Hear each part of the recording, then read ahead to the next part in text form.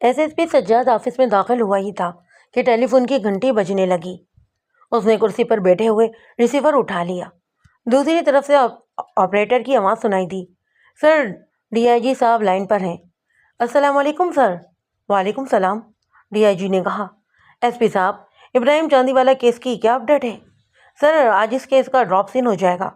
Case تو خیر ایک ہفتے پہلے ہی ختم ہو جاتا، لیکن میں گروہ کے سرگنوں کو پکڑنے کے چکر میں تھا۔ آج رات مجھے یہ موقع مل جائے گا۔ رات کو ان کے گروہ سمیت تمام ہی ملزم سلاخوں کے پیچھے ہوں گے۔ Okay, wish you best of luck officer, D I G نے کہا۔ مجھے بھی کیس کی اپڈیٹ سے انفارم کرتے رہنا۔ یہ کہہ کر ڈی آئی جی نے سلسلہ ختم کر دیا۔ سجاد نے ریسیور ریڈیو پر رکھ کر کرسی کی پشت سے ٹیک لگا لیا۔ پھر اچانک اسے کچھ خیال آیا۔ اس نے انٹر کام پر کوئی نمبر ڈائل کیا اور بولا، انسپیکٹر صاحب ذرا میرے کمرے میں آئیے۔ فوراً ہی ایک پولیس انسپیکٹر اپنی پینٹ کی بیلٹ سنبھالتا ہوا کمرے میں داخل ہوا۔ اس کے جسم پر ضرورت سے زائد چربی تھی۔ پیٹ کا حجم اس کے جسم سے کہیں زیادہ تھا۔ چہرے پر بھی کاہلی کے آثار تھے۔ انسپیکٹر صاحب، گل محمد کے کیس کا کیا ہوا؟ سر میں نے کل سے اب تک اس کے 5 ٹھکانوں پر چھاپے مارے ہیں، لیکن وہ ابھی تک ہاتھ نہیں آیا۔ ڈی ایس پی سجاد کے لہجے میں ناگواری ادھر آئی۔ اسے زمین کھا گئی ہے یا پھر آسمان نگل گیا ہے؟ یہ بات تو طے ہے کہ وہ کراچی سے باہر نہیں نکلا، پھر اتنی دیر کیوں ہو رہی ہے؟ سر کراچی کوئی چھوٹا موٹا شہر تھوڑی نہ ہے۔ اسے گرفتار کرنا گویا بھوسے میں سے سوئی تلاش کرنا ہوتا ہے۔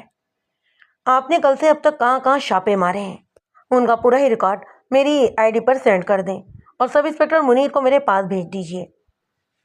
ایس ایس پی سجاد ان آفیسر میں سے تھا جو پولیس کی ملازمت اپنے شوق کی خاطر کرتے ہیں۔ وہ بہت بڑے باپ کا بیٹا تھا۔ اس کے ایک چچا قومی اسمبلی کے ممبر بھی تھے۔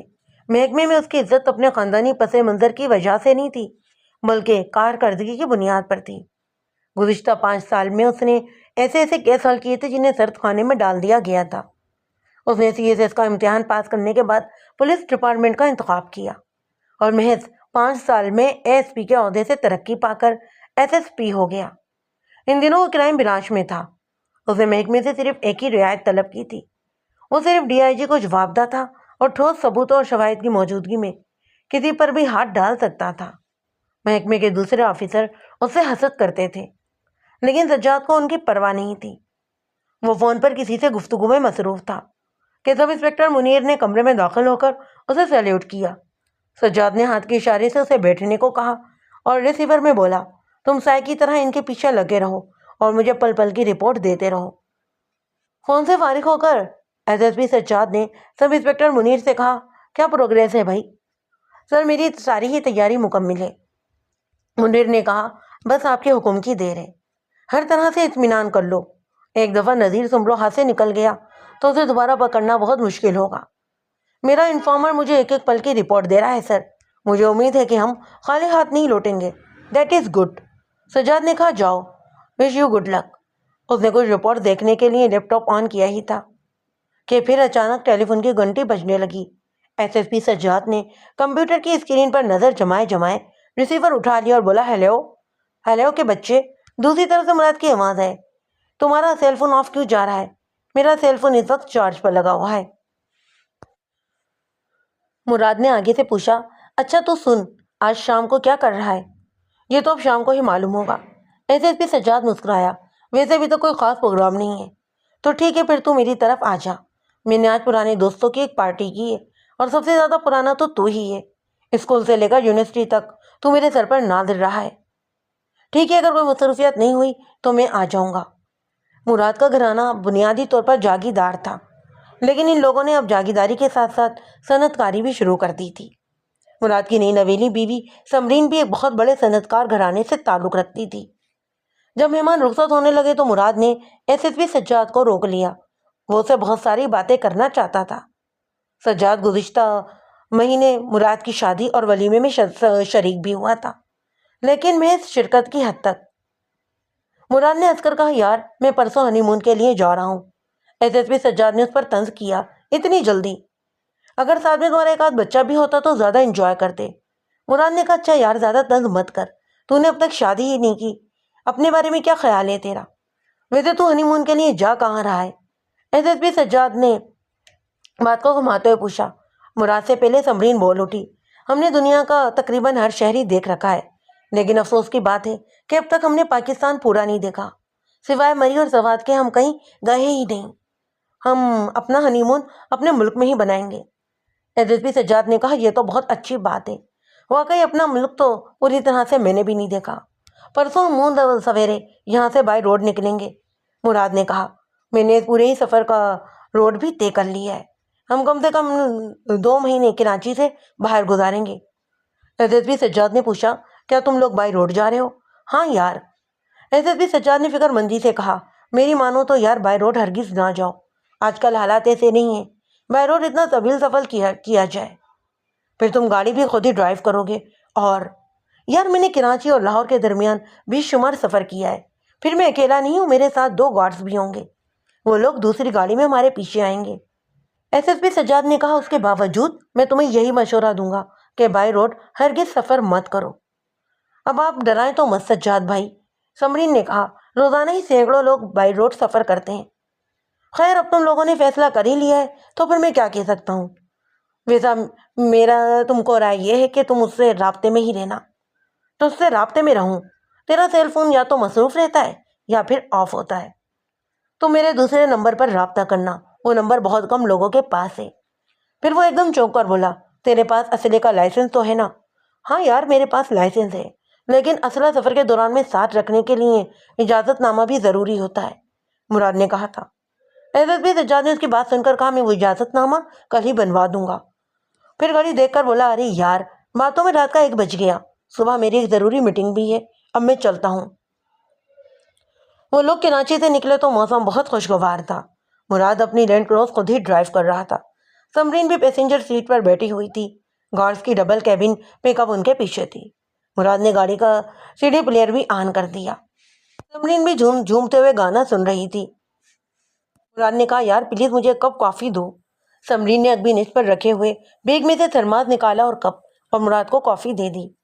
ابھی مراد کافی پی ہی رہا تھا کہ فائرنگ کی آواز سن کر بہت بری طرح اچھل پڑا، کافی جھلک کر اس کے کپڑوں پر گر گئی۔ وہ بیگ میں دیکھنے لگا، اس کے گاڑی کی ڈبل کیبن پک اپ سڑک کے کنارے اوندھی پڑی تھی اور ایک گاڑی بہت ہی تیز رفتاری سے اس کے پیچھے آ رہی تھی۔ یہ کیا ہو رہا ہے مراد؟ سمرین نے بوکھلا کر پوچھا۔ مراد نے جواب دیے بغیر گاڑی کی رفتار ایک دم بڑھا دی۔ ان کا تعاقب کرنے والی گاڑی کی رفتار بھی بڑھ گئی تھی۔ اس گاڑی کا انجن مراد کی لینڈ کروز سے زیادہ طاقتور تو نہیں تھا، لیکن اس کا ڈرائیور بہت مشتاق تھا۔ اس نے گاڑی کی رفتار خوفناک حد تک بڑھا دی اور مراد کی گاڑی کے نزدیک آ کر بولا۔ مراد کو اس کی آواز سنائی نہیں تھی کیونکہ گاڑی کے شیشے بند تھے اور ہیٹر آن۔ گاڑی کا ڈرائیور اپنی حلیے سے ہی ڈاکو لگ رہا تھا۔ ڈرائیور سمیت اس گاڑی میں 4 آدمی تھے۔ پھر وہ شخص جو کچھ کہنے کی کوشش کر رہا تھا، اس نے کھڑکی سے رائفل کی نال باہر نکالی اور مراد کو رکنے کا اشارہ کیا۔ سمرین بہت بری طرح لرز رہی تھی۔ اس نے مراد سے کہا، مراد پلیز گاڑی مت روکنا، اگر میں نے گاڑی نہیں روکی تو یہ لوگ ہمیں بھون کر رکھ دیں گے، دیکھا نہیں ان لوگوں نے ہمارے گارڈز کا کیا حشر کیا ہے۔ اسی وقت ایک فائر ہوا، لیکن گولی ان لوگوں نے ہوا میں چلائی تھی۔ مراد کا پاؤں بے ساختہ پینڈل پر جا کر پڑا اور اس نے گاڑی کو روک دی۔ حملہ آوروں کی گاڑی انہیں اوورٹیک کر کے ان کی گاڑی کے سامنے یوں آن رکی کہ ان کا راستہ بند ہو گیا۔ پھر اس گاڑی کے 3 دروازے ایک ساتھ ہی کھلے اور ان میں سے خوفناک شکلوں والے 3 لمبے تڑنگے آدمی بھی باہر آ نکلے۔ دونوں نے ہی گہرے رنگوں کی قمیض شلوار پہن رکھی تھی، سر پر پگڑیاں تھیں اور داڑھی مونچھوں کے بال بے تحاشا بڑے ہوئے تھے۔ ان میں سے ایک شخص کلاشن کوف لے کر مراد کی گاڑی کی طرف بڑھا اور قلق لہجے میں بولا، نیچے اتر۔ کون ہو تم لوگ؟ مراد نے کہا، اور یہ کیا حرکت کر رہے ہو؟ نیچے اتر حرکت کا بچہ، ابھی تیرے کو بتاتے ہیں کہ ہم ہیں کون۔ اس نے کلاشن کوف کی نال مراد پر تان کر کہا، دروازہ کھول۔ مراد نے دروازہ کھول دیا۔ اس نے مراد کا گریبان پکڑ کر باہر گھسیٹ لیا۔ اچانک گھسیٹے جانے سے وہ پختہ سڑک پر گرا، لیکن اپنی چوٹوں کی پرواہ کیے بغیر وہ فوراً ہی اٹھ کر کھڑا ہو گیا۔ وہ اس وقت جینز جیکٹ اور موٹے سول کے جوگرز میں تھا۔ ایک آدمی نے آگے بڑھ کر اس کی آنکھوں پر پٹی باندھ دی۔ میڈم، آپ بھی باہر آ جائیں۔ مراد کو وہی آواز سنائی دی، لیکن اس مرتبہ لہجہ خاصا مہذب تھا۔ میں عورتوں پر ہاتھ اٹھانے کا قائل نہیں ہوں، آپ خود ہی باہر آ جاؤ تو بہتر ہوگا۔ سمرین بھی اپنی طرف کا دروازہ کھول کر باہر آ گئی۔ اس نے فوراً ہی اپنے آپ پر قابو پا لیا۔ اس نے ناگواری سے کہا، آخر تم لوگ ہو کون اور ہم سے کیا چاہتے ہو؟ ابھی تھوڑی دیر میں آپ کو سب معلوم ہو جائے گا۔ پھر اس نے سندھی میں اپنے ساتھی سے کہا، ارے سومر، میڈم کی آنکھوں پر پٹی باندھ، مگر ذرا خیال سے، انہیں تکلیف نہ ہو۔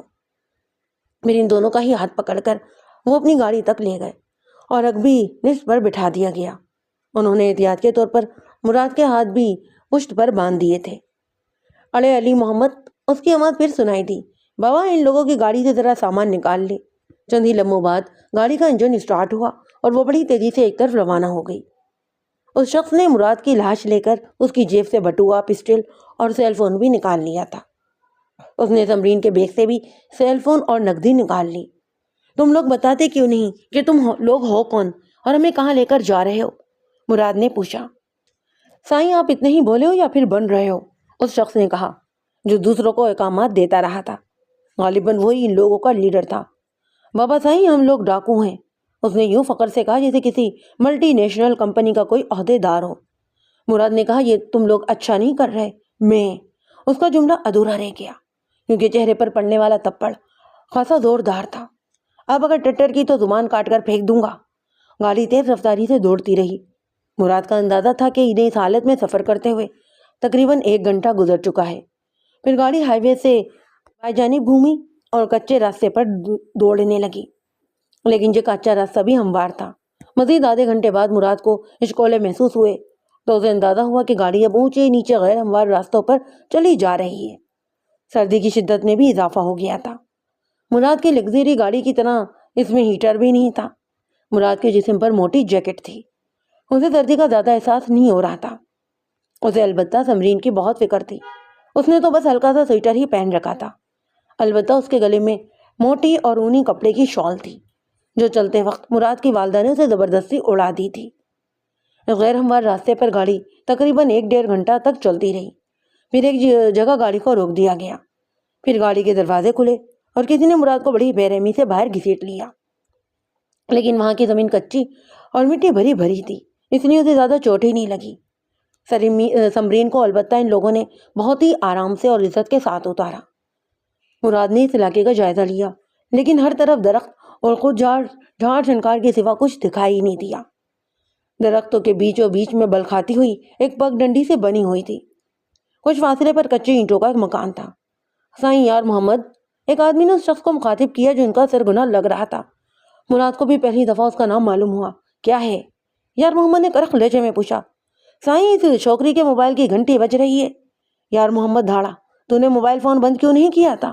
ہاں، بند کر اسے فوراً۔ پھر وہ اور مراد اور سمرین کو اس کچے مکان میں لے کر آ گیا۔ مکان کیا، کچی اینٹوں کے 2 کمرے ہی تو تھے اور اوپر گھاس پھوس کی چھت تھی۔ کمرے کے فرش پر پال کا ڈھیر تھا، وہاں صرف پانی کا ایک گھڑا اور مٹی کا کوزہ رکھا ہوا تھا۔ بابا تم لوگ ابھی ادھر آرام کرو، اگر تم نے ہماری بات مانی تو تمہارے ساتھ کوئی زیادتی نہیں ہوگی۔ میرا سامان تو یہاں بھجوا دو، اس میں کچھ کھانے کا سامان اور کافی کا تھرماس ہے۔ ارے بابا تم فکر مت کرو، ابھی سمرو دودھ پتی کی اسپیشل چائے بنا کر لائے گا۔ بسکٹ اور پیسٹری بھی، تم لوگوں کو کھانے میں کوئی تکلف نہیں ہوگا۔ ہاں، ادھر بستر نہیں ہے، تم لوگوں کو اسی پال پر لیٹنا پڑے گا۔ پھر اس نے جیب سے سیل فون نکالا اور نمبر ڈائل کر کے بولا، سائیں کام ہو گیا ہے، وہ دونوں اب ہمارے قبضے میں۔ اچھا سائیں، میں بھی بات کرواتا ہوں۔ کتنی ڈیمانڈ؟ ٹھیک ہے سائیں۔ سمرین سردی سے کانپ رہی تھی۔ مراد نے اپنی جیکٹ اتار کر اسے پہنا دی اور اس کی شال اس کے سر اور کانوں پر لپیٹ دی۔ گاڑی سے اترنے کے بعد ان لوگوں نے مراد کے ہاتھ بھی کھول دیے تھے۔ تھوڑی دیر بعد سمرو واقعی گرما گرم چائے اور بسکٹ کے پیکٹ بھی لے آیا۔ اس وقت شدید سردی میں مراد کو یہ چائے بھی نعمت لگ رہی تھی۔ مراد اب تک حیدرآباد تو پہنچ ہی گیا ہوگا، مراد کی والدہ صفیہ بیگم نے اپنے شوہر سے کہا۔ مراد کے والد سیٹھ ایاز اس وقت لیپ ٹاپ پر مصروف تھے۔ انہوں نے اسکرین سے نظر ہٹائے بغیر کہا، وہاں پہنچ کر وہ لوگ اب آرام کر رہے ہوں گے، ٹیلی فون بھی آ جائے گا، بھی پریشانی کیا ہے؟ پریشانی تو ہے نا، صفیہ بیگم نے کہا، میں نے کچھ دیر پہلے سمرین کو کال کی تھی، گھنٹی بجتی رہی لیکن اس نے کال ریسیو نہیں کی، میں نے دوبارہ کال کی تو اس کا موبائل بند تھا۔ ریاض ان کی بات سن کر مسکرانے لگے۔ صفیہ بیگم، انجوائے کرنے دو انہیں، مراد خود ہی کال کر لے گا۔ اچانک ہی سیٹھ ایاز کے سیل فون کی گھنٹی بجی۔ انہوں نے فون کی اسکرین پر نظر ڈالی اور مسکرا کر بولے، لو تمہارے لاڈلے کی کال آ گئی ہے۔ یا اللہ تیرا شکر ہے۔ ایاز نے کال ریسیو کی اور بولے، یار تم کہاں ہو؟ کم سے کم اپنی ماں کو ایک کال تو کر لیتے۔ کیا؟ کون بول رہا ہے؟ مراد کہاں ہے؟ مراد جہاں بھی ہے ابھی تک خیریت سے ہے، دوسری طرف سے یار محمد کی غرق آواز سنائی دی، اور سمرین، میرا مطلب ہے میری بہو۔ ایاز صاحب سے گھبراہٹ میں بالکل بھی بات نہیں ہو پا رہی تھی۔ یار محمد نے درست لہجے میں کہا، وہ بھی ابھی تک بالکل خیریت سے ہے۔ تم لوگ کون ہو اور کیا چاہتے ہو؟ ایاز صاحب نے پوچھا۔ اتنی جلدی مت کرو سائیں، یار محمد نے تنزیہ لہجے میں کہا، سب کچھ بتا دیں گے، آپ ہماری دوسری کال کا انتظار کرو، اور ہاں، پولیس کو اس چکر میں مت گھسیٹنا، ورنہ آپ کو اپنے بہو اور بیٹے کی لاشیں ہی ملیں گی۔ یہ کہہ کر یار محمد نے سلسلہ ختم کر دیا۔ ایاز سیٹھ ہیلو ہیلو کرتے ہی رہ گئے۔ کون تھا؟ صفیہ بیگم کانپتی آواز میں پوچھنے لگیں۔ شوہر کی یک طرفہ گفتگو سے وہ یہ تو سمجھ ہی گئی تھیں کہ معاملہ خاصا سنگین ہے۔ ایاز صاحب نے کہا، حوصلہ رکھو بیگم، کسی نے مراد اور سمرین کو اغوا کر لیا ہے۔ کیا؟ اغوا کر لیا ہے؟ صفیہ بیگم نے سنا اور غش کھا کر صوفے پر ڈھیر سی ہو گئی۔ وہ گہرے گہرے سانس لے رہی تھی جیسے میلوں سے بھاگتی ہوئی آ رہی ہوں۔ ایاز صاحب نے ان کے چہرے پر پانی کے چند چھینٹے مارے تو انہوں نے آہستہ آہستہ آنکھیں کھولی اور پھٹی پھٹی آنکھوں سے چھت کو گھورنے لگی۔ پھر وہ کانپتی ہوئی آواز میں بولی، نہ جانے اس وقت مراد کا کیا حال ہوگا۔ مراد اور سمرین بالکل خیریت سے ہیں، میں نے پہلے ہی کہا تھا کہ حوصلہ رکھنا، اغوا کرنے والے تاوان کے لیے ہی اغوا کرتے ہیں۔ وہ مراد اور سمرین کو اس وقت تک کوئی نقصان نہیں پہنچائیں گے جب تک انہیں تاوان کی رقم ملنے کی امید ہوگی۔ تم اٹھ کر بیٹھو، میں تمہارے لیے بھی چائے منگواتا ہوں، تمہارا تو پورا ہی جسم سرد ہو رہا ہے۔ ایاز صاحب نے ملازم کو آواز دے کر چائے لانے کو کہا اور بولے، دیکھو گھر کے کسی بھی ملازم کو اس واقعے کا علم نہیں ہونا چاہیے، زیادہ باتیں ملازمین ہی کے ذریعے پھیلتی ہیں۔ اسی وقت کمرے کا دروازہ کھلا اور ایس ایس پی سجاد مسکراتا ہوا اندر داخل ہوا۔ اس نے حسب عادت بلند آواز میں کہا، السلام علیکم ایوری باڈی۔ وعلیکم السلام، ایاز صاحب بجھے بجھے لہجے میں بولے۔ ایس ایس پی سجاد ان دونوں کو دیکھ کر ایک ہی نظر میں بھاپ گیا کہ کہیں نہ کہیں کوئی نہ کوئی گڑبڑ ہے۔ اس نے ایاز صاحب سے پوچھا، کیا بات ہے انکل، سب خیریت تو ہے نا؟ ہاں بیٹا، سب خیریت ہی ہے، ایاز صاحب اس سے نظریں چراتے ہوئے بولے۔ اس نے آنٹی صفیہ کو مخاطب کیا، آنٹی آخر بات کیا ہے؟ میں تو اس گھر کے ایک فرد کی طرح ہوں نا، ایسی کون سی بات ہے جو اب آپ لوگ مجھ سے چھپا رہے ہیں؟ ارے بیٹا غضب ہو گیا، وہ صفیہ بیگم، ایاز صاحب نے انہیں بیچ میں ہی ٹوک دیا۔ ایسی کوئی بات نہیں ہے کہ سجاد کو بلا وجہ پریشان کیا جائے، انہیں فون پر ملنے والی دھمکی یاد تھی کہ اس معاملے میں پولیس کو نہ گھسیٹنا، اور ایس ایس پی سجاد بہرحال ایک پولیس آفیسر تھا۔ آپ سجاد سے کیوں چھپا رہے ہیں؟ صفیہ بیگم نے روانسی ہو کر کہا اور بولی، سجاد بیٹا، مراد اور سمرین کو کچھ لوگوں نے اغوا کر لیا ہے۔ اغوا کر لیا ہے؟ ایس ایس پی سجاد چونک کر بولا، کب؟ اور یہ بات آپ مجھے اب بتا رہے ہیں؟ ابھی تمہارے آنے سے پہلے ہی ان لوگوں نے فون کیا تھا، ایاز صاحب نے کہا، اور انہوں نے دھمکی دی تھی کہ پولیس کو اس معاملے میں کسی بھی طور انوالو مت کرنا، ورنہ مراد اور سمرین کی جان بھی جا سکتی ہے۔ ایس ایس پی سجاد نے پوچھا، کس نمبر سے کال آئی تھی؟ مجھے وہ نمبر بتائیں۔ ان لوگوں نے مراد ہی کا فون استعمال کیا تھا، میں تو یہی سمجھا تھا کہ وہ کال مراد کی ہے۔ آپ پریشان نہ ہوں، میں ان لوگوں کو بھی بالکل نہیں چھوڑوں گا اور مراد اور سمرین پر آنچ بھی نہیں آنے دوں گا۔ پھر وہ کچھ سوچ کر بولا، آپ کے گھر میں کتنے سیل فون اور لینڈ لائن ٹیلی فون ہیں؟ میرے پاس 2 سیل فون ہیں، ایک سیل فون تمہاری آنٹی کا ہے اور 2 لینڈ لائن ٹیلی فون بھی ہیں۔ ان کے علاوہ گھر کے ملازمین کے پاس بھی سیل فون ہوں گے؟ سجاد نے پوچھا۔ ہاں، میرا خیال ہے کہ ہمارے مالک کے علاوہ سبھی کے پاس سیل فون ہیں، ایاز صاحب نے کہا۔ گھر میں جتنے بھی ملازمین ہیں سب کو ہی فوری طور پر ڈرائنگ روم میں بلوا لیں۔ بیٹا آخر تم کرنا کیا چاہتے ہو؟ آنٹی پلیز مجھے اپنا کام کرنے دیں، ایس ایس پی سجاد نے سخت لہجے میں کہا، اور مجھے اپنے سیل فونز اور ریڈ لائن فونز کے نمبر بھی لکھ کر دے دیجیے، میں یہ سارے ہی نمبر ابھی آپ ریزیڈنٹ پر لگوا دیتا ہوں۔ بیٹا اس سے کہیں مراد اور سمرین کو آپ فکر مت کریں آنٹی، سجاد نے پر یقین لہجے میں کہا، میں 24 گھنٹے کے اندر اندر اغوا کرنے والوں تک پہنچ جاؤں گا۔ امیر علی، ایاز صاحب نے ملازم کو آواز دی، سبھی نوکروں سے کہہ دو کہ برآمدے میں جمع ہو جائیں، مجھے ان لوگوں سے کوئی بہت ضروری بات کرنا ہے۔ ایس ایس پی سجاد نے اپنا فون نکالا اور نمبر ملا کر بولا، افتخار، میں سیٹھ ایاز کے بنگلے سے بول رہا ہوں، تم اپنی پوری آئی ٹی کی کٹ لے کر 20 منٹ کے اندر یہاں پر پہنچ جاؤ۔ اچانک ایاز صاحب کے ٹیلی فون کی گھنٹی بجنے لگی۔ یہ کال لینڈ لائن پر آ رہی تھی۔ ایس ایس پی سجاد نے اٹھ کر نمبر دیکھا اور خود کلامی کے انداز میں بولا، یہ کال تو کسی لینڈ لائن نمبر سے کی جا رہی ہے اور نمبر بھی جل روڈ کے علاقے کا ہے، آپ کال ریسیو کریں۔ یہ کہہ کر ایس ایس پی سجاد نے فون کا اسپیکر آن کر دیا۔ ہیلو، ایاز صاحب نے کہا، آپ سیٹ ایاز بول رہے ہیں؟ دوسری طرف سے کوئی انتہائی سخت لہجے میں بول رہا تھا۔ ایاز صاحب نے کہا، جی میں ایاز ہی بول رہا ہوں، میں لیاقت نیشنل اسپتال سے بول رہا ہوں۔ آپ کا ایک گارڈ حمزہ خان ایک حادثے میں زخمی ہو گیا ہے اور وہ اس وقت یہاں پر موجود ہے۔ حمزہ خان زخمی ہے؟ ایاز صاحب نے پوچھا۔ اس کی حالت اب کیسی ہے؟ اس کے دائیں شانے میں اور پیر میں گولیاں لگی ہیں، زخم اتنے مہلک نہیں ہیں لیکن اس کا خون بہت زیادہ ضائع ہو گیا ہے، ویسے اب اس کی جان خطرے سے باہر ہے۔ بہت شکریہ، ایاز صاحب نے کہا، میں ابھی کسی کو بھیجتا ہوں۔ پھر وہ سجاد سے مخاطب ہوئے۔ حفظہ ان کے گارڈ میں سے ایک ہے جو مراد کے ساتھ گئے تھے۔ کیا وہ دونوں مراد ہی کی گاڑی میں تھے؟ نہیں، وہ مراد کے پیچھے دوسری گاڑی میں تھے۔ اسی وقت ملازم چائے لے آیا اور ان لوگوں کو چائے دے کر بولا، صاحب جی میں نے سب نوکروں کو برآمدے میں جمع کر لیا ہے۔ ایاز صاحب نے کہا، ٹھیک ہے میں بھی آتا ہوں۔ چائے پینے کے بعد وہ لوگ برآمدے میں آ گئے۔ تمام ہی ملازم اس سرد موسم میں کھڑے سردی سے کانپ رہے تھے۔ وہ سب حیران تھے کہ بڑے صاحب نے اس وقت ان سب کو طلب کیوں کیا ہے۔ تم لوگ ذرا اپنے اپنے موبائل فون نکالو، ایس ایس پی سجاد نے کہا۔ ان سب نے حیرت سے سجاد کو دیکھا، پھر ایک دوسرے پر نظریں ڈالی اور اپنی جیبوں سے موبائل فون نکال لیے۔ سجاد نے سب سے پہلے موبائل فون لے کر ایک شاپر میں ڈال لیے۔ ان میں سے 2 ملازمین کے پاس موبائل فون نہیں تھا۔ سجاد نے ایک ملازم سے پوچھا، تمہارا سیل فون کہاں ہے؟ میرا موبائل فون کوارٹر میں ہے صاحب، ملازم نے جواب دیا۔ ابھی اسے جا کر لے کر آؤ۔ ایس ایس پی سجاد نے اسے حکم دیا۔ پھر دوسرے ملازم سے مخاطب ہوا، تم نے بھی اپنا سیل فون نہیں دیا؟ یہ میرا مالی عبد الرحیم ہے، اس کے پاس سیل فون نہیں ہے، ایاز صاحب نے ایس ایس پی سجاد کو بتایا تھا۔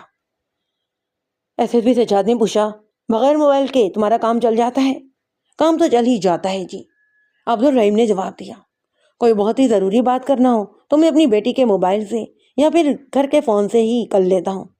تمہاری بیٹی کے پاس موبائل ہے؟ ایس ایس پی سجاد نے پوچھا۔ موبائل تو آج کل بچے کے پاس ہے جی، بڑے صاحب نے میٹرک پاس کرنے پر اسے موبائل دیا تھا، عبد الرحیم نے کہا۔ اس کا موبائل بھی لے کر آؤ۔ ایس ایس پی سجاد نے سرد لہجے میں کہا اور بولا، تم میں سے کسی اور کے پاس کوئی دوسرا موبائل ہو تو وہ بھی لے کر آ جاؤ۔ جواب میں وہ سبھی خاموش رہے۔ ایس ایس پی سجاد نے سارے ہی موبائل فون سمیٹے اور ان سب سے کہا، اب تم لوگ جاؤ، کل تک تمہارے موبائل فون تمہیں مل جائیں گے۔ وہ سب جانے لگے تو سجاد نے امیر علی سے کہا، عبد الرحیم تو آئے تو اسے ڈرائنگ روم میں بھیج دینا۔ تھوڑی دیر میں عبد الرحیم کمرے میں داخل ہوا۔ اس کے پیچھے جو لڑکی تھی وہ بہت زیادہ حسین تو نہیں لیکن اس کے چہرے میں عجیب سی کشش تھی۔ اس کا متناسب جسم گویا سانچے میں ڈلا ہوا تھا۔ عبد الرحیم نے ایس ایس پی سجاد سے کہا، صاحب جی یہ میری بیٹی ہے۔ لڑکی نے اسے سلام کیا اور پھر آہستگی سے بولی، ایس ایس پی صاحب سیل فون اور ڈائری انسان کی انتہائی ذاتی چیزیں ہوتی ہیں، آپ کس قانون کے تحت میرا یہ سیل فون مانگ رہے ہیں؟ تمیز سے بات کرو غزالہ، ایاز صاحب نے درست لہجے میں کہا۔ غزالہ کا سوال درست ہے uncle, S S P Sajjad نے مسکرا کر کہا، ویسے تو مجھے حق نہیں ہے کہ میں تمہارا سیل فون اپنے قبضے میں لے کر رکھوں، لیکن کچھ قانونی تقاضے پورے کرنے کے لیے مجھے ایسا کرنا پڑ رہا ہے۔ It is okay officer, Ghazala نے ہنس کر کہا۔ ایس ایس پی سجاد نے کہا، گڈ گرل۔ عبد الرحیم غزالہ کو لے کر رخصت ہو گیا۔ اسی وقت آئی ٹی کا ماہر افتخار اپنے ساز و سامان کے ساتھ وہاں پر آ گیا۔ اس کے ساتھ اس کی اسسٹنٹ شائستہ بھی تھی۔ انہوں نے ڈرائنگ روم کے ہی ایک گوشے میں اپنا مانیٹر اور دوسری ڈیوائسز لگا دی۔ ایس ایس پی سجاد نے اسے ایاز صاحب کے دونوں لینڈ لائن نمبر اور تینوں ہی سیل فون دے دیے اور بولا، ان سبھی نمبروں کو ریکارڈنگ پر لگا دو، ان پر آنے والی ہر کال کو ریکارڈ بھی کرنا ہے اور اسے ٹریک بھی۔ افتخار نے کہا، جی سر۔ افتخار اور شائستہ کچھ ہی دیر اپنی ڈیوائسز سے الجھتے رہے۔ پھر افتخار نے کہا، سر میں نے آپ کے دیے ہوئے ہر نمبر کو ریکارڈنگ پر لگا دیا ہے۔ شائستہ نے بھی کہا، ریکارڈنگ کا بھی انتظام ہو گیا اور کال ٹریکنگ کا بھی۔ میں نے آپ کے تمام ہی ملازموں کے سیل فون اس لیے قبضے میں لیے ہیں کہ اغوا کرنے والے مراد کے سیل فون سے کسی ملازم کے نمبر پر بھی کال کر سکتے تھے۔ اتنا تو وہ بھی جانتے ہی ہوں گے کہ میں مراد کا دوست ہوں اور ان کی دھمکی کے باوجود آپ کی مدد ضرور کروں گا۔ وہ کسی بھی ملازم کے سیل فون پر رابطہ کر سکتے تھے، تو میں نے اب تمام ہی ملازموں کے سیل فون آف کر دیے ہیں۔ اچانک ایاز صاحب کے سیل فون کی گھنٹی بجنے لگی۔ افتخار اور سائستہ نے جلدی سے ہیڈ فون کانوں پر چڑھائے اور اس بورڈ کی جانب متوجہ ہوئے جس پر زگ زیگ کی شکلیں میں لکیریں متحرک تھیں۔ السلام علیکم سیٹھ صاحب، ایک آواز گونجی۔ وعلیکم السلام، آپ نے اس وقت زحمت کیسے کی؟ ایاز صاحب نے کہا، مجھے ابھی بھی سمرین کے سیل فون سے کال موصول ہوئی ہے، وہ کہہ رہا ہے کہ ہم نے آپ کی بیٹی اور داماد کو اغوا کر لیا ہے، کیا آپ کو؟ اسلام صاحب، ایاز صاحب نے کہا، مجھے بھی ایک کال موصول ہوئی ہے، لیکن آپ گھبرائیں مت، یہ مراد کے کسی دوست کی شرارت بھی ہو سکتی ہے۔ آپ ایسا کریں کہ بھابھی کو یہیں لے کر آ جائیں۔ اسلام صاحب کی گھبرائی آواز آئی، میں ابھی ہی آ رہا ہوں۔ ایس ایس پی سجاد نے دل ہی دل میں خود کو ملامت کی، اسے پہلے سمرین کے والدین کا خیال کیوں نہیں آیا؟ اس نے ایاز صاحب سے پوچھا، انکل کیا سمرین بھابھی کے بھائی بہن بھی ہیں؟ اس کے 2 بھائی ہیں اور دونوں ہی امریکہ میں سیٹل ہیں۔ سمرین ان کی اکلوتی بیٹی ہے۔ سجاد نے سکون کا سانس لیا، ورنہ اسے مزید فون نمبر ریکارڈنگ پر لگانا پڑ جاتے۔ تھوڑی ہی دیر بعد سمرین کے والدین بھی بوکلائے ہوئے وہاں پر آ گئے، اور جب اسلام صاحب کو یہ معلوم ہوا کہ ایس ایس پی سجاد کا تعلق پولیس سے ہے تو وہ بہت جبرس ہوئے اور بولے، ایاز صاحب، اغوا کرنے والوں نے دھمکی دی ہے کہ پولیس کو اس کیس میں انوالو کیا تو انجام بہت ہی برا ہوگا۔ ایاز صاحب نے کہا، ایس ایس پی سجاد مراد کا دوست ہے اسلام صاحب، آپ پریشان نہ ہوں، ان کی دھمکی صرف دھمکی ہوتی ہے، انہیں صرف اور صرف تاوان کی رقم سے غرض ہوتی ہے۔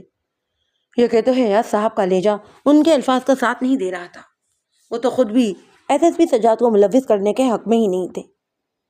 ارے سمرو، یار محمد نے سمرو کو آواز دی جو ایک درخت کی اونچی سی شاخ پر بیٹھا ہوا تھا۔ سائیں کی گاڑی نظر آئی؟ نہیں سائیں، ابھی تک تو۔ پھر وہ جملہ ادھورا چھوڑ کر بولا، سائیں ایک گاڑی کی لائٹ نظر تو آ رہی ہے، بابا جلدی بتا وہ کون سی گاڑی ہے، کسی اور کی گاڑی تو نہیں؟ ارے نہیں سائیں، میں سائیں کی گاڑی کی لائٹ کو پہچانتا ہوں۔ چند منٹ بعد ہی وہ گاڑی نزدیک آ گئی، اس کے انجن کی آواز بھی واضحی طور پر سنائی دے رہی تھی۔ یار محمد نے احتیاط کے طور پر اپنے تینوں ہی ساتھیوں کو ایسے پوزیشن میں بیٹھا دیا تھا کہ کسی خطرے کی صورت میں وہ حملہ آور کا بھرپور مقابلہ کر سکیں۔ گاڑی اس کچے کے مکان کے سامنے آ کر رکی تو یار محمد کے تنے ہوئے اعصاب ڈھیلے پڑ گئے۔ آنے والی گاڑی کا طاقتور انجن والی جیپ تھی، اس میں سے جو شخص اترا وہ خاصا دراز قد اور جامہ زیب تھا۔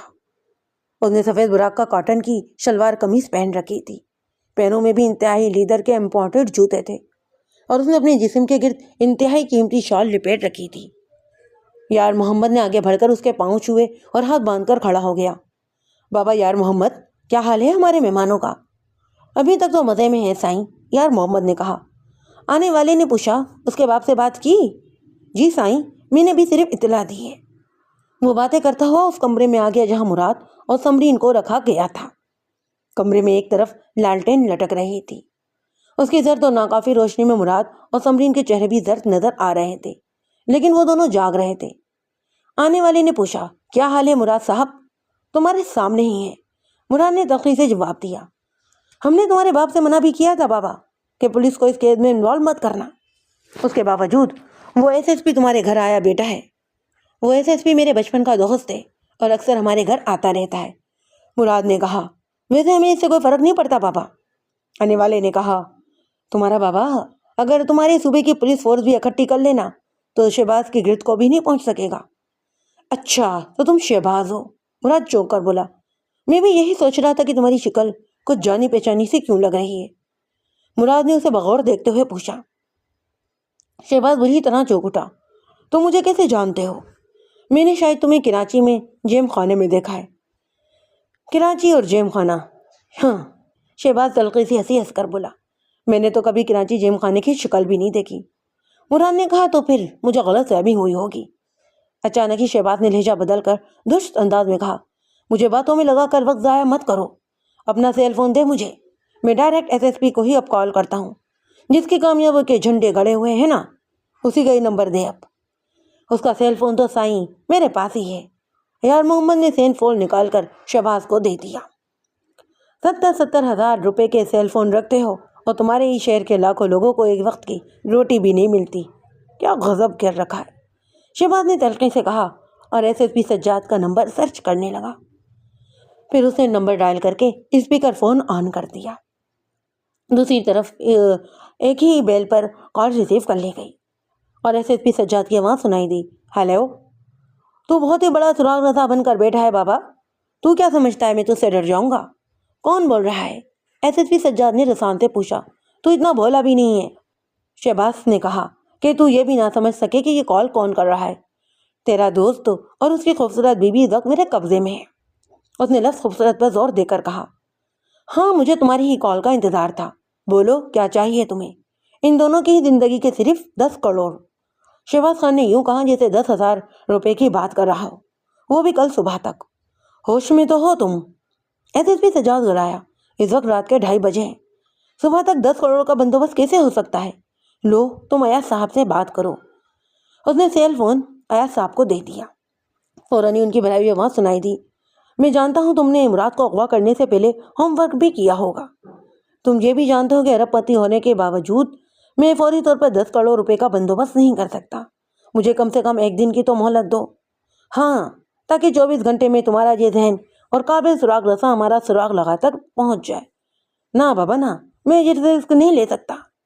کل تک میرے اکاؤنٹ میں 25 کروڑ تھے، ایاز صاحب نے کہا، لیکن میں نے کل ہی ایک پارٹی کو پیمنٹ کر دی ہے۔ شہباز نے درست لہجے میں کہا، مجھے کہانیاں مت سناؤ، تم لوگ اپنی بہو کے والدین سے بات کرو، وہ بھی کوئی کنگلے نہیں ہیں۔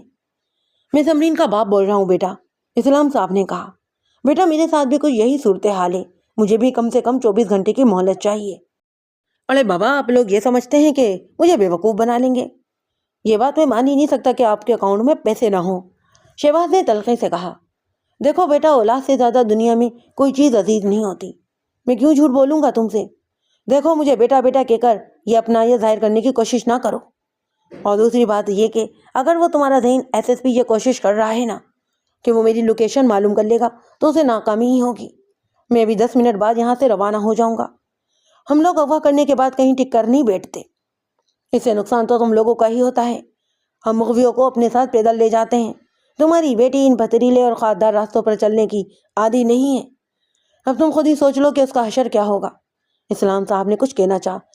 سنو میری بات سنو۔ ہیلو۔ شہباز نے ان کی بات ہی کاٹ دی اور بولا، میں آدھے گھنٹے کے بعد کال کروں گا۔ مجھے یہاں بیٹھے بیٹھے معلوم ہو جائے گا کہ تم لوگ رقم کا بندوبست کر رہے ہو یا پھر مجھے تلاش کرنے کی کوشش کر رہے ہو۔ پھر میں رقم کا مطالبہ نہیں کروں گا بلکہ خود اس جگہ کی نشاندہی کر دوں گا جہاں تمہیں اپنے بچوں کی لاشیں ملیں گی۔ یہ کہہ کر اس نے کہا، تم اگر میری بات کو جھوٹ سمجھ رہے ہو تو لو خود ہی اپنے بچوں سے بات کر لو۔ ابھی تو میں نے انہیں کچھ کہا بھی نہیں ہے، لیکن اب ان کا وہ حشر کروں گا کہ تم نے سوچا بھی نہ ہوگا۔ میرے پاس اس وقت میرے اپنے 8 آدمی ہیں اور تمہاری بیٹی تو ضرورت سے زیادہ ہی خوبصورت ہے۔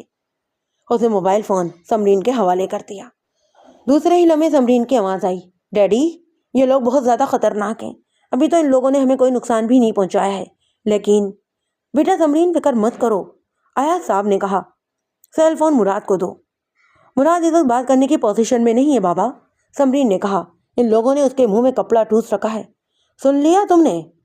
فون پر شہباز کی آواز ابھری، میں اب آدھے گھنٹے بعد کال کروں گا۔ یہ کہہ کر انہوں نے سلسلہ ختم کر دیا۔ سجاد بہت بری طرح تل ملا رہا تھا۔ اس نے سب لوگوں کے فون ہی ریکارڈنگ پر لگا دیے تھے، لیکن اپنا سیل فون نہیں لگایا تھا۔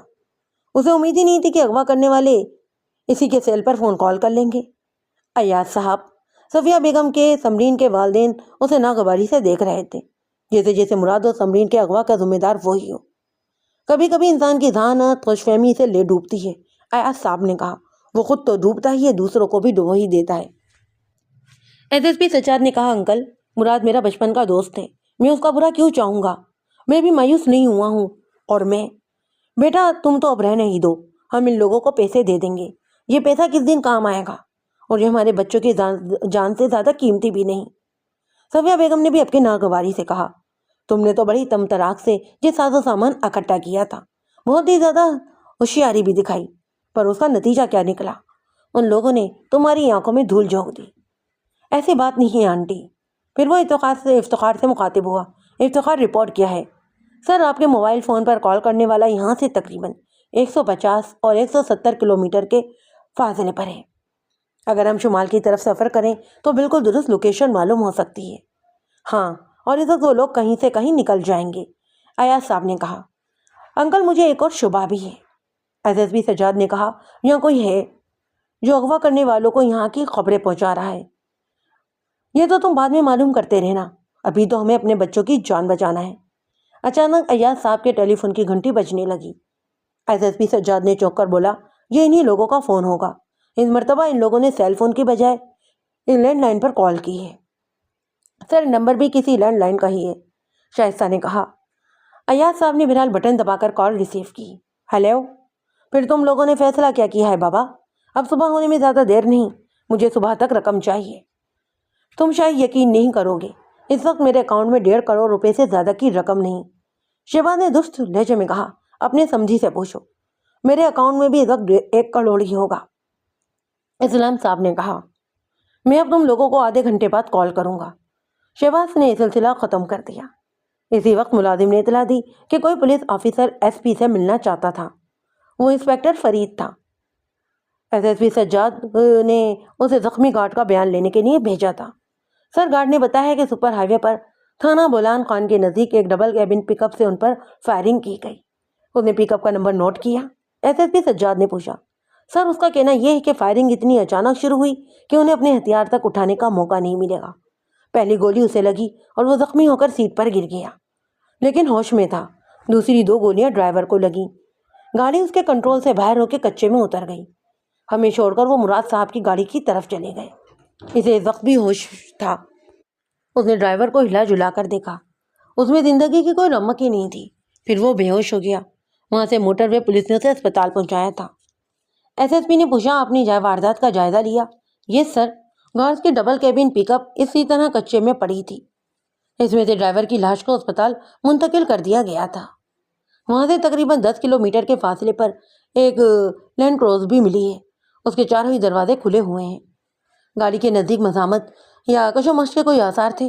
نو سر، انسپیکٹر فرید نے جواب دیا۔ ہاں، البتہ گاڑی میں سے ڈی وی اور ڈی سی پلیئر، جیک اور بیٹری وغیرہ غائب ہے۔ وہ گاڑی اس وقت کہاں ہے؟ وہ تھانہ بولان کی پولیس چوکی پر کھڑی ہے، انسپیکٹر نے کہا۔ انسپیکٹر کو فارغ کر کے سجاد دوبارہ ڈرائنگ روم میں پہنچا ہی تھا کہ یاد صاحب کے موبائل فون کی بیل ایک بار پھر بجی۔ افتخار اور شائستہ دونوں ہی مل کر بیٹھ گئے۔ ہاں تو بابا، تم لوگوں نے کیا فیصلہ کیا ہے؟ شہباز کی مکرو آواز فون کے اسپیکر پر پھوٹی۔ صبح تک کتنی رقم دے رہے ہو؟ دیکھو، 10 کروڑ تو صبح تک ہمارے لیے کسی طور ممکن ہی نہیں۔ فی الحال تو ہم دونوں کے پاس کیش صرف 3 کروڑ ہے، ایاز نے کہا۔ چلو 3 کروڑ ہی صحیح، میں کچھ دیر میں کال کر کے تمہیں بتاتا ہوں کہ رقم کو کہاں پہنچانا ہے۔ سر، اس مرتبہ فون کال والے کی سم مختلف تھی، وہ بالکل مخالف سم سے بول رہا ہے، شائستہ نے بتایا۔ یہ جگہ بدل بدل کر کال کرتے ہیں، ایس پی سجاد نے کہا، لیکن میں انہیں چھوڑوں گا نہیں۔ سجاد، صفیہ بیگم نے کہا، پہلے دونوں بچوں کو ساتھ خیر سے گھر آنے دو، پھر تم ان لوگوں کو چھوڑنا یا پکڑ لینا یا پھر ان کے ٹکڑے کر دینا۔ ان کے لہجے میں طنز تھا۔ 3 کروڑ کی رقم ایسی نہیں ہے کہ اس کی خاطر بچوں کی زندگی خطرے میں ڈال دی جائے۔ رات کے بلکہ صبح کے 4 بج رہے تھے۔ مراد ابھی تک جاگ رہا تھا۔ شدید سردی کے باعث اسے نیند بھی نہیں آ رہی تھی۔ شہباز کے کہنے پر ان دونوں کے ہاتھ پیر باندھ دیے گئے تھے۔ اسے مراد کو مزید تکلیف ہو رہی تھی۔ اسے سمرین کا بھی خیال تھا۔ سمرین نازوں میں پلی تھی۔ اس نے تو تصور میں بھی نہ سوچا ہوگا کہ کبھی اسے اس حال میں زمین پر سونا پڑے گا۔ مراد نے آہستہ سے اسے آواز دی، رینو، کیا تم جاگ رہی ہو؟ اس ماحول میں نیند آ سکتی ہے؟ اس کی آواز سردی سے کپ کپا رہی تھی۔ اس نے خاصے تلخ لہجے میں کہا تھا، ارے یار محمد۔ باہر سے اچانک شہباز کی آواز آئی، میں نے ان لوگوں کو اپنی ڈیمانڈ بتا دی ہے، اب انہیں فون کرنے کی ضرورت نہیں۔ میں کراچی جا رہا ہوں اور یہاں کے حالات اور معاملات تم سنبھال لینا۔ وہ یار محمد سے ہندی میں گفتگو کر رہا تھا۔ سائیں، یہ ان دونوں کا کیا کرنا ہے؟ کہاں چھوڑنا ہے انہیں زندہ نہیں چھوڑنا ہے، شہباز نے شفاق لہجے میں کہا۔ سائیں، پیسے کی تو بات ہو گئی ہے؟ یار محمد نے حیرت سے کہا۔ ہاں، پیسے کی بات ہو گئی ہے۔ پیسے وصول کرنے کے بعد میں تمہیں فون کر دوں گا اور تم ان دونوں کو ٹھکانے لگا کر یہیں جنگل میں پھینک دینا۔ لڑکے نے مجھے پہچان لیا ہے، وہ بڑے باپ کا بیٹا ہے، میری حرامزادے ایس پی کا دوست بھی ہے، بعد میں میرے لیے کوئی مشکل بھی کھڑی کر سکتا ہے۔ ٹھیک ہے سائیں بابا، یار محمد نے کہا، ان دونوں کو ٹھکانے لگانے کے بعد تم لوگ بھی یہاں سے فوراً نکل جانا، ان کی کوئی بھی چیز یہاں رہنے نہ پائے۔ تم اور سمرو ہوشیار رہنا۔ علی محمد ویسے تو چرس کا عادی ہے، کوشش کرنا کہ وہ چرس نہ ہی لے تو بہتر ہے۔ ٹھیک ہے سائیں بابا، یار محمد نے کہا۔ ہاں، تم لوگ فکر مت کرنا، اس دفعہ تم لوگوں کو دگنے پیسے ملیں گے۔ میں اب چلتا ہوں، شہباز نے کہا۔ ان کی باتیں سن کر مراد سناٹے میں رہ گیا، گویا ان لوگوں نے مراد اور سمرین کو مارنے کا فیصلہ کر لیا تھا۔ اس کا ذہن بڑی تیزی سے کام کر رہا تھا، اس آفت سے اب کیسے بچا جائے۔ پھر گاڑی کا انجن اسٹارٹ ہونے کی آواز آئی تو مراد سمجھ گیا کہ شہباز جا چکا ہے۔ یار محمد اور شہباز کو یہ اندازہ نہ تھا کہ نہ صرف مراد سندھی سمجھتا ہے بلکہ بول بھی سکتا ہے۔ بنیادی طور پر وہ سندھی کا رہنے والا تھا۔ یہ الگ بات کہ اس کی پیدائش کراچی میں ہوئی تھی۔ اس کی ماں کا تعلق کراچی سے تھا، لیکن ان کے زیادہ تر ملازم گوٹ کے تھے۔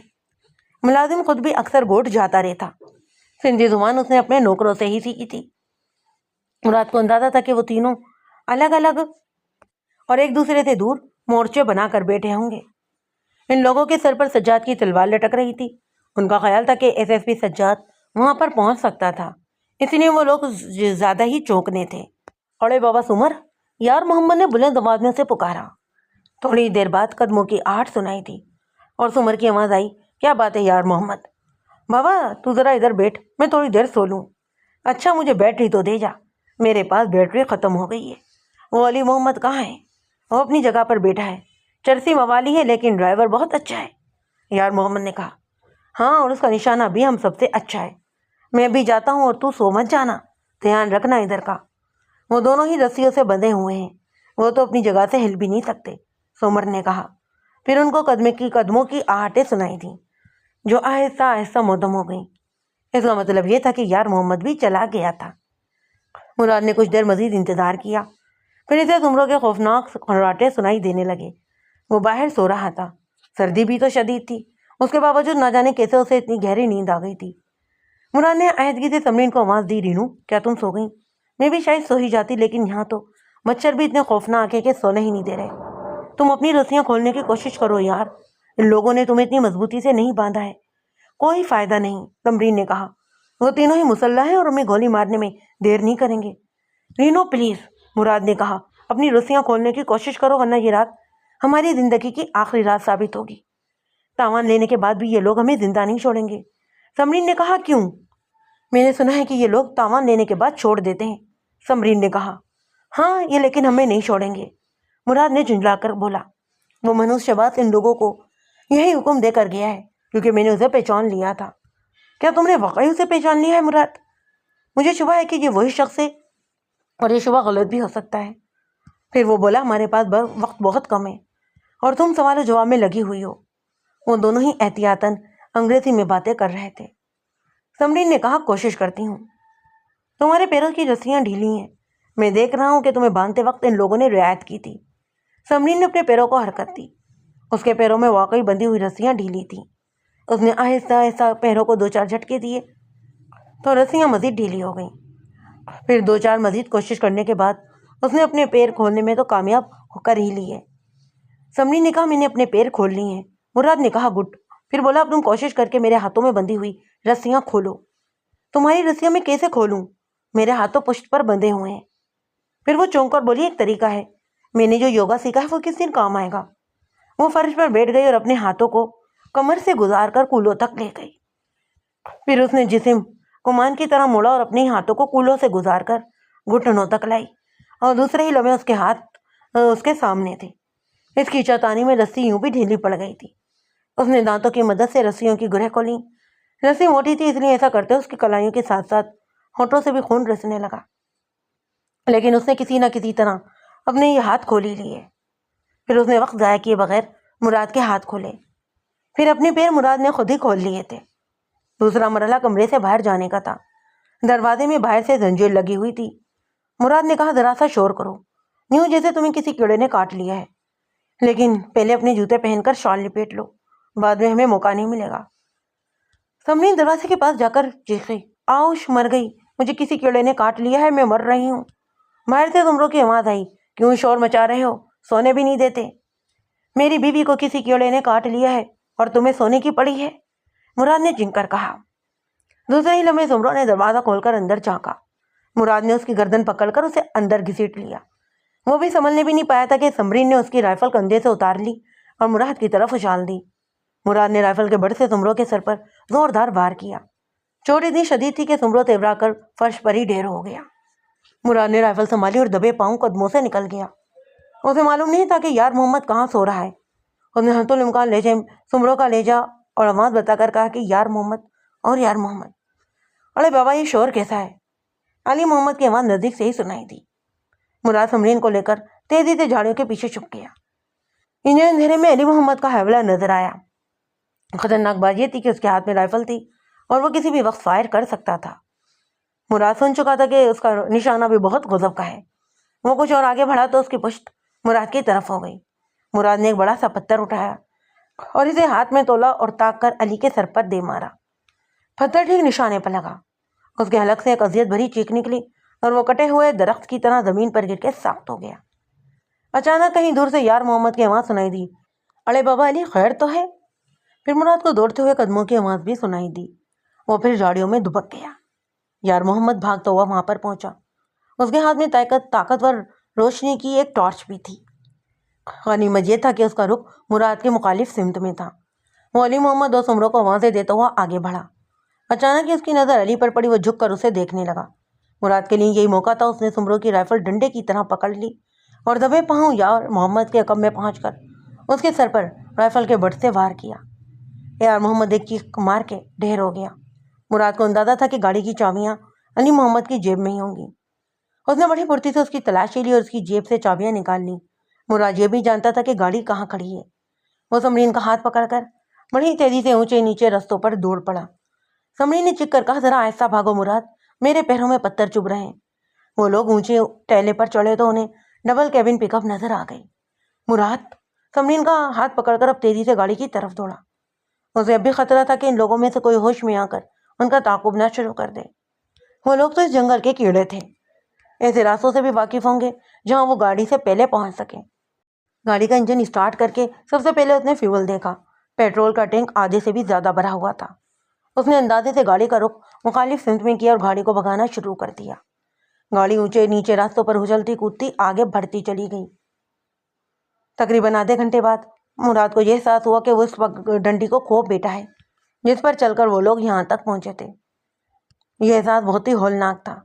وہ اس جنگل میں بھٹک جاتے یا تو دوبارہ یار محمد وغیرہ کے ہاتھ لگی جاتے یا پھر ڈاکوؤں کے ہی کسی دوسرے گروہ کے ہتھے چڑھ جاتے۔ اسے خطرہ یہ بھی تھا کہ شہباز بھی واپس آ سکتا ہے۔ ممکن ہے کہ یہ وہ تصدیق کرنے آئے کہ اس کے آدمیوں نے انہیں ہلاک کیا ہے یا نہیں۔ سفیدہ شہر نمودار ہو رہا تھا اور مراد کی الجھن بھی بڑھتی چلی جا رہی تھی۔ اسے ابھی تک وہاں سے نکلنے کا راستہ ہی نہیں ملا تھا۔ سمرین نے پوچھا، کیا ہوا ہے مراد؟ تم ایک ہی جگہ چکر کیوں کاٹ رہے ہو؟ یہ اونٹ کے کوہان جیسی پہاڑی ابھی تو میں نے دیکھی تھی، تم پھر گھوم پھر کر یہاں پر پہنچ گئے۔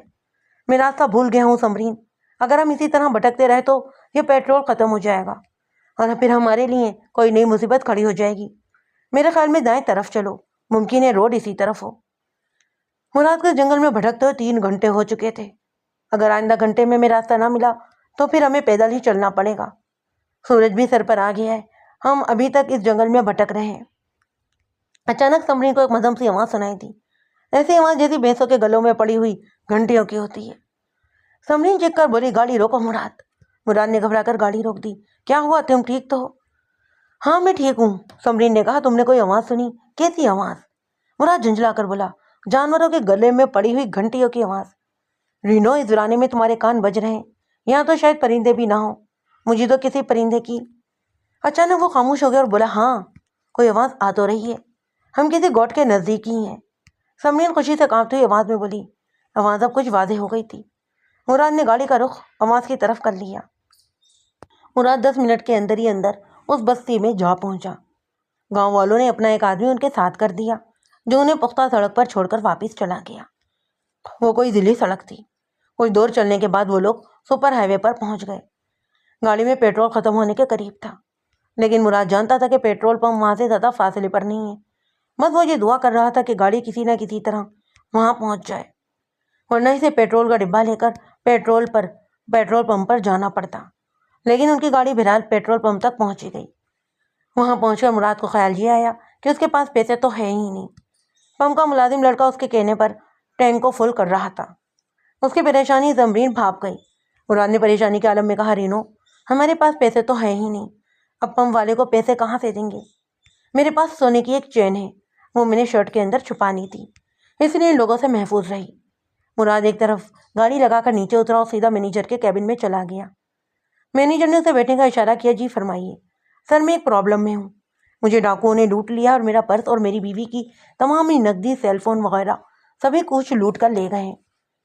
گولڈ کی ایک چین بچ گئی ہے، آپ وہ رکھ لیں، میں شام تک آپ کو پیٹرول کے پیسے بھجوا دوں گا۔ میرے پاس اس وقت موبائل فون نہیں ہے، ورنہ میں اپنے گھر کال کر دیتا۔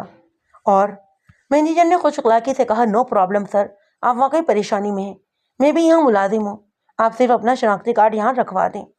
اس کے بعد پر مراد ہنسنے لگا، میرا شناختی کارڈ بھی میرے پرس میں ہی تھا۔ پھر وہ چونک کر بولا، میں بھی کتنا احمق ہوں، یہاں فون تو ہوگا ہی، آپ کے پاس سیل فون بھی ہوگا، میں اپنے بابا کو کال کر دیتا ہوں۔ شاید آپ نے میرے بابا کا نام سنا ہوگا، ان کا نام سیٹھ ایاز ہے، اور آپ ایاز صاحب کے بیٹے ہیں۔ مینیجر اپنی جگہ سے کھڑا ہو گیا، سر آپ کے والد کا نام ہی کافی ہے، آپ جائیں پلیز، پیسوں کی فکر مت کریں۔ تھینک یو، مراد نے کہا اور دوبارہ گاڑی میں آ کر بیٹھ گیا۔ کیا مینیجر کو اپنے اغوا کی داستان سنا رہے تھے؟ سمرین ہنس کر بولی۔ خطرے سے باہر آتی وہ پہلے کی طرح خوشگوار موڈ میں آ گئی تھی۔ ہاں، مینیجر نے کہا کہ آپ کی یہ داستان کتابی شکل میں چھپا دیں، ہاتھوں ہاتھ بک جائے گی۔ اچھا، ابھی تو یہاں سے نکلو یا یہیں کتاب بھی چھپواؤ گے؟ مراد نے گاڑی کا انجن اسٹارٹ کیا اور اسے بڑی تیزی سے کراچی کی طرف دوڑانے لگا۔ اس اکاؤنٹ میں ایک بہت بڑی رقم منتقل ہوئی ہے، ایس ایس پی سجاد نے بینک مینیجر سے کہا۔ کیا آپ بتا سکتے ہیں کہ یہ اکاؤنٹ کس کا ہے؟ سوری سر، مینیجر نے خوش اخلاقی سے کہا، ہم اپنے کسی بھی کلائنٹ کے بارے میں کسی غیر متعلق شخص کو کچھ نہیں بتاتے، یہ ایک پولیس میٹر ہے mister manager. S S P Sajjad نے سر لہجے میں کہا، میں اغوا برائے تاوان کے ایک کیس کی تفتیش کر رہا ہوں، اور یہ رہا میرا سرکاری I D card. S S P Sajjad نے اپنی جیب سے کارڈ نکالا اور مینیجر کے حوالے کیا۔ S S P Sajjad. Manager فوراً اس کے احترام میں کھڑا ہوا۔ آپ کے پاس اپنے ڈپارٹمنٹ کا اجازت نامہ تو یقیناً ہوگا؟ مسٹر مینیجر، سجاد نے جھنجلا کر کہا، آپ میرا وقت خواہ ضائع کر رہے ہیں۔ اگر اغوا کنندگان اس تاخیر کی وجہ سے بچ نکلے نا تو مجبوراً مجھے آپ کو بھی شامل تفتیش کرنا پڑے گا۔ مینیجر بھی شاید اصولوں پر ڈٹ جانے والا شخص تھا، اس نے رکائی سے کہا، مجھے ضرور شامل تفتیش کریں، پر پولیس سے تعاون کرنا ہر قانون پسند شہری کا فرض ہے، اور آپ میرا وقت ضائع کر کے یہ فرض کا ادا کر رہے ہیں۔ سوری سر، آپ کو اس سلسلے میں ہیڈ آفس سے بات کرنا ہوگی۔ Okay, S S P Sajjad بننا گیا، مجھے اپنے سینئر یا پریزیڈنٹ کا سیل نمبر دیں۔ ارے آپ زحمت نہ کریں، میں بھی پریزیڈنٹ صاحب سے آپ کی بات کروا دیتا ہوں۔ میں نے کہا ہے نا کہ مجھے اپنے پریزیڈنٹ کا سیل فون نمبر دیں، لکھیے، مینیجر نے کہا، اور سجاد کو اپنے پریزیڈنٹ کا نمبر لکھوا دیا۔ سجاد نے وہ نمبر اپنے سیل فون میں محفوظ کیا اور فوراً اسے کال کی۔ دوسری طرف سے کسی لڑکی نے کال ریسیو کی۔ سجاد نے جھنجلا کر سلسلہ ختم کیا اور بولا، میں نے آپ سے آپ کے سی ای او کا سیل فون مانگا تھا اور آپ نے مجھے لینڈ لائن نمبر دے دیا ہے۔ جلدی میں مجھے خیال بھی نہیں ہے کہ یہ سیل فون نمبر نہیں ہے۔ سوری سر، ان کی پرمیشن کے بغیر میں آپ کو ان کا سیل نمبر نہیں دے سکتا۔ لعنت بھیجیں اپنے پریزیڈنٹ پر، میرے پاس اتنے اختیارات ہیں کہ میں بھی اور اسی وقت آپ کو اریسٹ کر سکتا ہوں۔ میں بھی کوئی پٹواری یا پرچون فروش نہیں ہوں کہ آپ یوں مجھے ہانک کر لے جائیں گے۔ اب صورتحال ایس ایس پی سجاد کے لیے ناقابل برداشت ہو گئی۔ اس نے اپنا سیل فون نکالا اور نمبر ملانے کے بعد بولا، inspector Bashir, S S P Sajjad بول رہا ہوں، میں خیابان اتحاد کی اسی بینک برانچ پر موجود ہوں، آپ پولیس موبائل لے کر فوراً ہی یہاں پہنچیں۔ مینیجر کے چہرے پر پہلی دفعہ تشویش کے آثار نمودار ہوئے۔ اس نے اپنا سیل فون نکالا اور کوئی نمبر ڈائل کر کے بولا، سر ڈیفینس کی برانچ سے مینیجر ارشد بول رہا ہوں، پولیس کے ایک ایس ایس پی صاحب ایک کلائنٹ کے بارے میں معلوم کرنا چاہ رہے ہیں۔ میں نے انکار کیا تو انہوں نے مجھے گرفتار کرنے کی دھمکی دے دی۔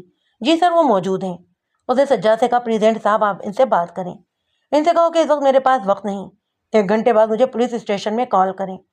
اسی وقت انسپکٹر بشیر ایک اے ایس آئی کے ساتھ بینک میں داخل ہوا اور سیدھا ایس ایس پی سجاد کے پاس پہنچا۔ یس سر، اریسٹ کرو ان مینیجر صاحب کو، ایس ایس پی نے کہا۔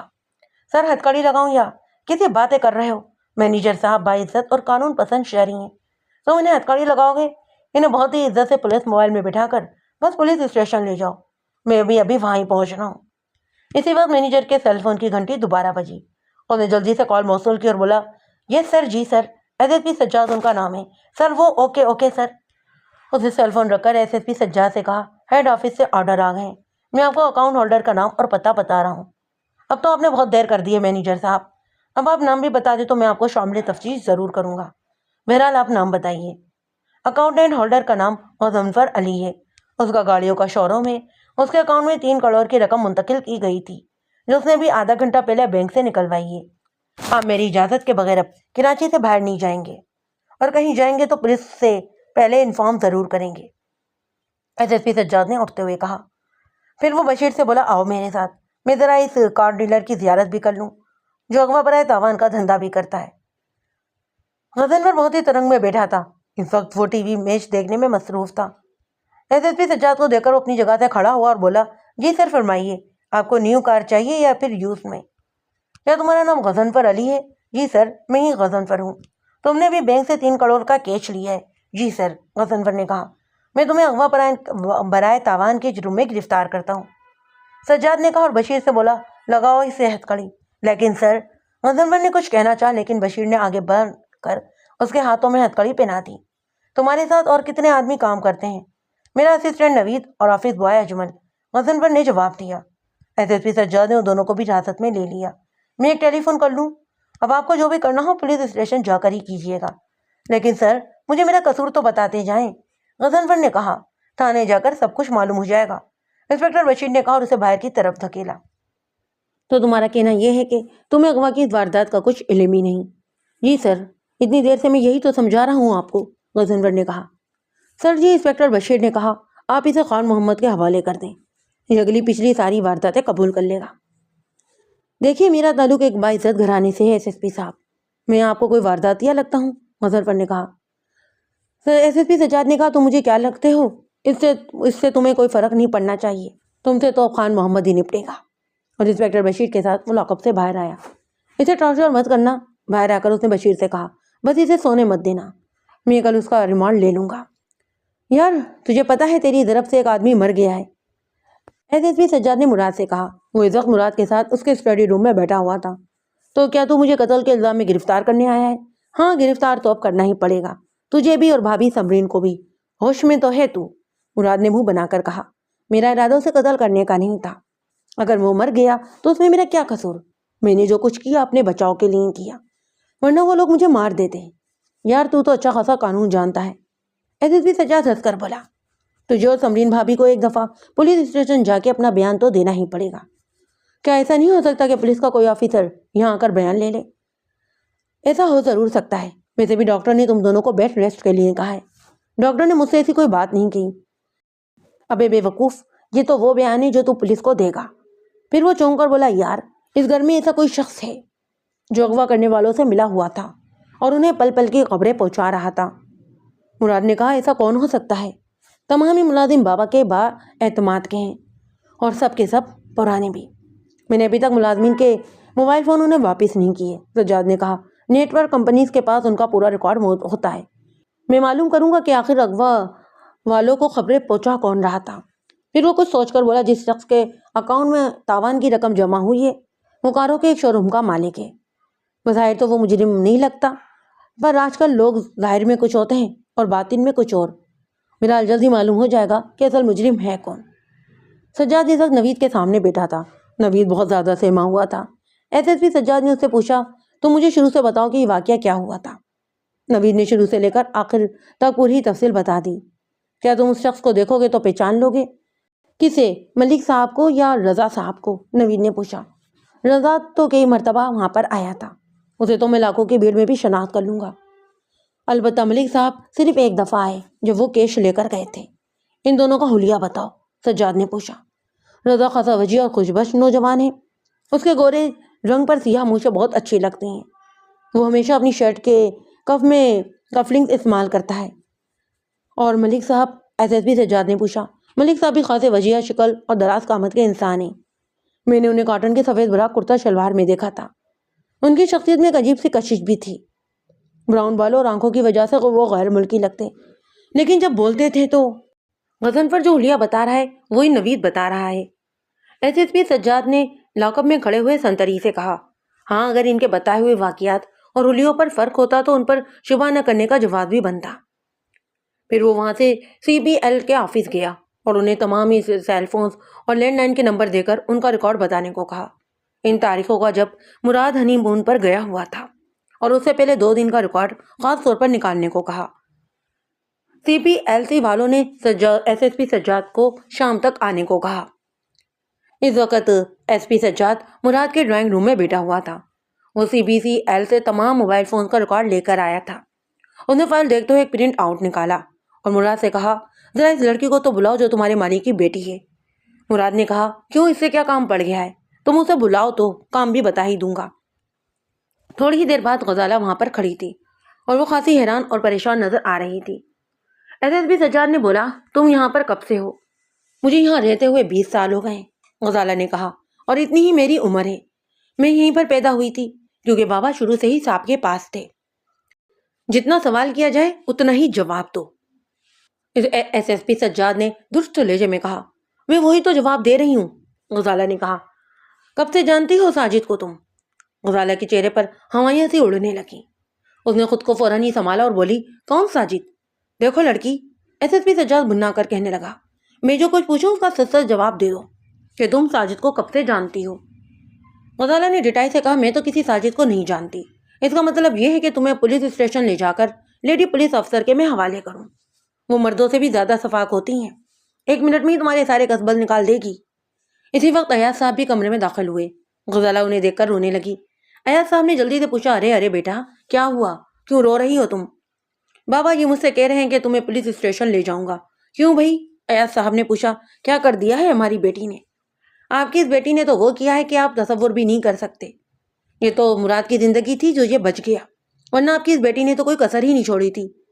یہ تم کیا کہہ رہے ہو بھائی؟ میں کچھ سمجھا نہیں، ایاز صاحب نے الجھ کر کہا۔ غزالہ نے ایسا آخر کیا کر دیا ہے جس سے مراد کی جان خطرے میں پڑ گئی؟ مراد کے اغوا میں غزالہ کا ہاتھ ہے، سجاد نے کہا۔ اس کے الفاظ بم کے گولے کی طرح ایاز صاحب کے کانوں سے ٹکرائے۔ مراد بھی گمسم اور یخلط بہت زیادہ پریشان ہو کر SSP سجاد کو دیکھنے لگا، اور غزالہ بہت ہی زور و شور کے ساتھ اب رونے لگی۔ کیا تم اب بھی یہی کہو گی کہ تم ساجد کو نہیں جانتی؟ ہاں، میں ساجد کو نہیں جانتی۔ SSP سجاد اس کے روبرو چلتے ہوئے سامنے آن کھڑا ہوا اور اس کی آنکھوں میں آنکھیں ڈال کر کہنے لگا، کیا تم سجاد کو نہیں جانتی ہو؟ گھبرا کر نگاہیں جھکا لی، ہاتھوں کو مڑوڑنے لگی۔ ہاں میں جانتی ہوں سجاد کو، غزالہ نے سر اٹھا کر کہا۔ اغوا کا منصوبہ اسی کا تھا، ہمارا ارادہ تو بس 10 کروڑ روپے تاوان لینے کا تھا، لیکن شہباز نے اسے سمجھایا کہ ہاتھ پیر مت پھیلاؤ، جتنے مل رہے لے لو۔ یوں 3 کروڑ پر سودا طے ہو گیا۔ اور بینک کے ذریعے تاوان لینے کا پلان کس کا تھا؟ یہ آئیڈیا میرا ہی تھا۔ مجھے بچپن سے ہی اس طرح کے ناول پڑھنے کا شوق ہے۔ میں نے انگریزی میں کہانی پڑھی تھی، اس میں اغوا کرنے والوں نے اسی طرح تاوان وصول کیا تھا۔ اسی وقت عبدالرحیم اندر آیا اور غزالہ کو وہاں دیکھ کر حیران رہ گیا اور بولا، تم یہاں کیا کر رہی ہو؟ SSP سجاد نے کہا، اسے میں نے بلایا ہے۔ یہ ساجد کون ہے؟ یا صاحب بھی اب کے گرج کر بولے تھے۔ عبدالرحیم نے کہا، میرا بھتیجا ہے، بھائی متعین شروع سے ہی دبئی میں چلے گئے تھے، وہ بہترین پلمبر ہیں۔ اور خاموش ہو جاؤ، ایاز دھاڑ کر بولے۔ پھر وہ غزالہ سے مخاطب ہوئے، ساجد سے تمہارا تعلق کیا ہے؟ میں اور ساجد شادی کرنا چاہتے تھے، ہم نہیں چاہتے تھے کہ والدین کی طرح ہم بھی غربت اور مفلسی کی زندگی گزاریں۔ میں بھی کچھ پڑھ لکھ گئی تھی اور ساجد بھی BA کر چکا تھا۔ شہباز سے اس کا تعلق کیا ہے؟ وہ دراصل شہباز اسے جیل میں ملا تھا، غزالہ نے اٹکتے ہوئے کہا۔ جیل میں ملا تھا؟ مراد نے حیرت سے کہا، کیا ساجد بھی جیل جا چکا ہے؟ جی ہاں، اس نے ایک آدمی کو دھوکہ دے کر اسے 2 لاکھ روپے ہتھیا لیے تھے۔ وہ کسی بہت بڑے سرکاری افسر کا بھانجا تھا۔ اس کی شکایت پر پولیس نے ساجد کو گرفتار کر لیا اور اسے 3 مہینے کی سزا ہو گئی۔ تو کیا یہاں کی خبریں تم ہی ساجد کو پہنچاتی تھیں اور ساجد شہباز تک پہنچا دیتا؟ غزالہ نے کہا، جی ہاں، جب آپ نے میرا فون لے لیا تو ساجد نے مجھے ایک دوسرا موبائل فون لا دیا، میں اسی کے ذریعے ساجد کو اطلاع دیتی تھی۔ تم اب بھی یہ جھوٹ بول رہی ہو کہ یہ آئیڈیا تمہارا تھا؟ سجاد نے درست لہجے میں کہا، یہ آئیڈیا تمہارا تھا، نہ ہی ساجد کا، یہ آئیڈیا تھا شہباز کا۔ اس نے اس قسم کی ایک اور واردات پشاور میں بھی کی تھی اور وہاں سے بچ نکلا۔ وہاں کا پراپرٹی ایجنٹ آج بھی اس کے نہ کردہ گناہ کی سزا بھگت رہا ہے۔ وہاں پر اس نے گاڑی کے بجائے ایک بنگلے کے پلاٹ کا سودا کیا اور پیسے اس پراپرٹی ایجنٹ کے اکاؤنٹ میں منگوا لیے گئے تھے۔ اسی وقت سجاد کے سیل فون کی بیل بج اٹھی۔ SSP سجاد نے اسکرین پر نظر ڈالی اور سیل فون کان سے لگایا۔ ہاں بشیر، کیا اطلاع ہے؟ ویری گڈ، اسے لاک اپ میں ہی رکھو، میں بھی آ رہا ہوں۔ پھر اس نے ایاز صاحب سے کہا، انکل، شہباز کو ایئرپورٹ سے گرفتار کر لیا گیا ہے۔ اس لڑکی نے محض 1 کروڑ کی خاطر آپ کے بیٹے اور بہو کی جان لینی چاہیے تھی، بقیہ 2 کروڑ شہباز نے ہتھیا لیے، کیونکہ ابتدائی سرمایہ کاری بھی اسی کی تھی۔ تھوڑی ہی دیر بعد ملازم نے آ کر بتایا کہ کوئی انسپکٹر شائستہ آئی ہے۔ SSP سجاد نے کہا، انہیں اندر بھیجو۔ انسپکٹر شائستہ قرآن سی مضبوط ہاتھ پیروں کی عورت تھی۔ سجاد نے غزالہ کی طرف اشارہ کیا۔ اس نے جیب سے ہتھکڑی نکالی اور غزالہ کے ہاتھ میں ڈال دی۔ غزالہ بری طرح پھٹ پھٹ کر رونے لگی اور بولی، جب میں گرفتار ہو رہی ہوں تو ساجد کو کیوں چھوڑوں؟ وہ بھی تو برابر کا شریک ہے۔ SSP سجاد نے کہا، گڈ، بتاؤ کہاں ہے اس وقت ساجد؟ وہ اس وقت اسٹیشن کے نزدیک سستے سے ایک ہوٹل کے کمرہ نمبر 205 میں مقیم ہے۔ انسپیکٹر شائستہ غزالہ کو کھینچتے ہوئے باہر لے گئی۔ عبد الرحیم بلک بلک کر رونے لگا۔ شام تک ساجد بھی گرفتار ہو گیا تھا۔ وہ اس وقت ہوٹل میں نہیں تھا بلکہ کہیں گیا ہوا تھا۔ پولیس کے 2 آدمی گھات لگا کر بیٹھ گئے۔ وہ جو ہی اپنے کمرے میں آیا اور پکڑا گیا